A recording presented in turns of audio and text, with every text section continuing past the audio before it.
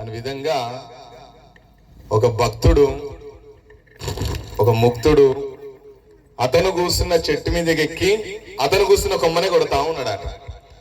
అతను కూర్చున్న కొమ్మ కొడతా ఉంటే పార్వతి పరమేశ్వరుడు సభ చేయడానికి పైకి నుంచి వెళ్తున్నారండి.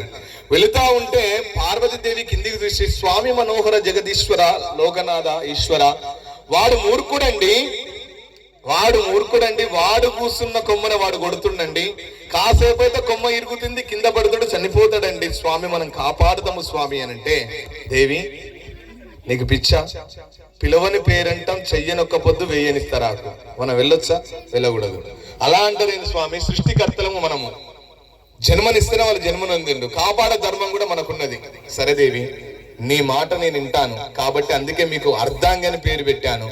భర్త శరీరంలో సగ భాగం పంచుకుని అర్ధాంగి అంటారు. కష్టములోనైనా సుఖములోనైనా దేనిలోనైనా అర్ధాంగి అని పేరు వచ్చింది ఆడవారికి. నీ మాట నేను వింటాను కానీ దేవి, చిన్న పంద్యం, పైన కూర్చుని వాడు కొడతా ఉన్నాడు కదా, కొట్టి ఎర్రర్రర్రా కింద పడ్డది అనుకో, అమ్మా అంటే నీ భక్తుడని నువ్వు కాపాడు, అయ్యా అంటే నా భక్తుడని నేను కాపాడతా అని వాళ్ళు పైన పందెం పెట్టుకున్నాడు.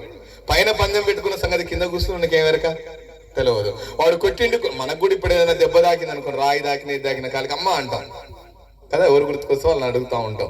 అట్లా వాళ్ళు పందెం పెట్టుకున్న సంగతి ఈయనకి ఎవరిక కొట్టిండు అర్రర్రర్రా కింద పడింది.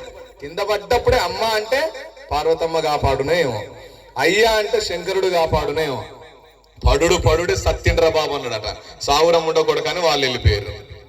నోసుకున్నోనికి నోసుకున్నంత మహాదేవా.